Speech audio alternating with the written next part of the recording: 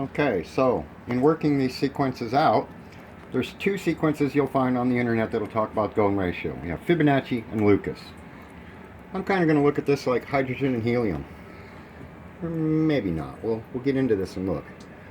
This law of 2 to 1 follows in the sequence. Two odds and even, two odds and an even.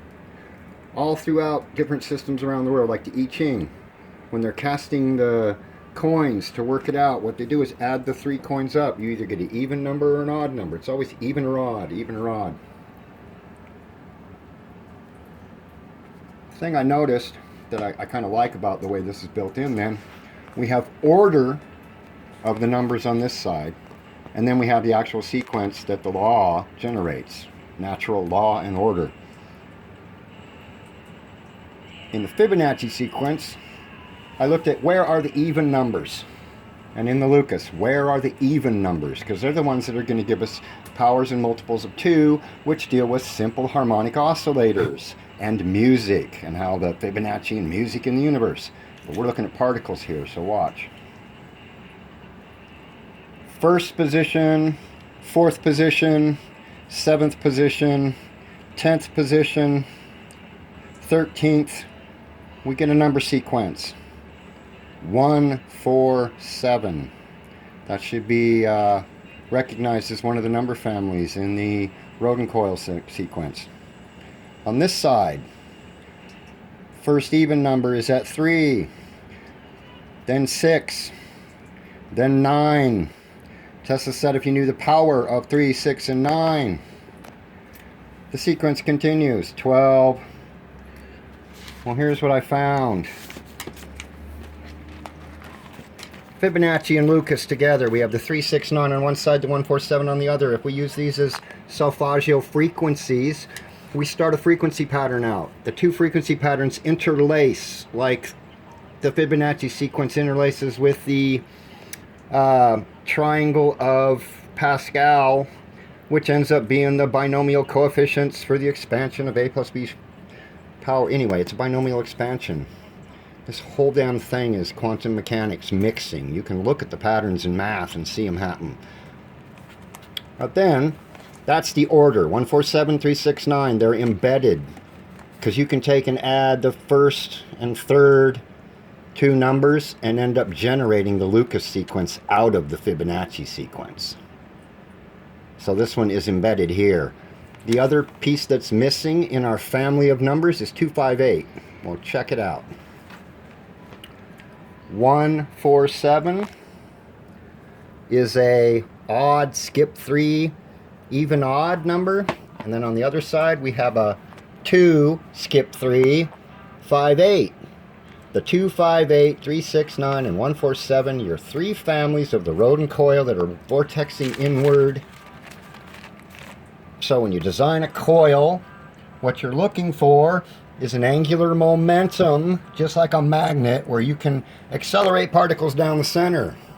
And what we're looking for is something like the Bohr radius of the hydrogen atom, which is 0.53 times 10 to the negative 8 centimeters. 0.53, okay? And we want to do this like superconductors, 1.382. Anyway, we won't go there yet. Anyway, that Bohr radius.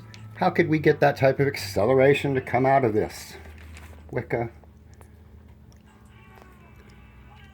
If you take these systems as frequencies, we get an embedded sequence of 1, 3, 4, 6, 7, 9. It's a continuous embedding of the 1, the 3, the 4, the 6, the 7, the 9. All that's missing is that other sequence, 2, 5, 8. It's built in there too. So we have two dimensions working their way up, like the Sierpinski's gasket, into a third dimension, which ends up being 147 sequence embedding the 147 sequence. That's this shape here, a self-similar form. The tetrahedron's the 147 with a tetrahedron inside. It's the first emanation of the three dimensions of energy coming together with Sierpinski's gasket, the acceleration curve, to build up your first molecule. Here's how you find it. Let's say we look at 369 and 147 as frequencies. Their ratio will be the Sierpinski's gasket squared. 369 over 147.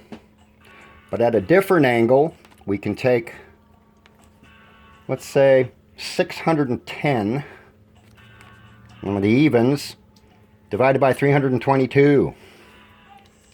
I'll do that on the calculator. It's a ratio. It's a curve, because this curve gets closer and closer to 6/5 as we increase the frequency.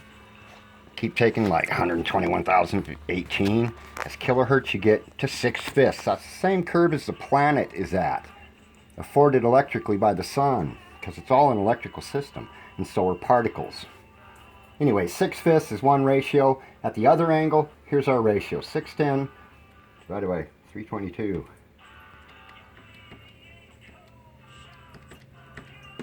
1.894.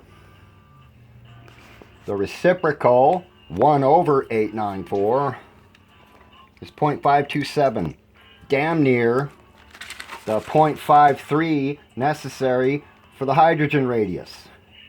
So what's necessary then is for us to increase up the scale of ratios in frequency.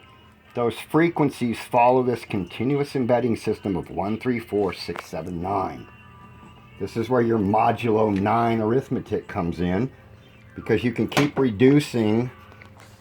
12 reduces to 3, 15 reduces to 6, 1 and 8 is 9.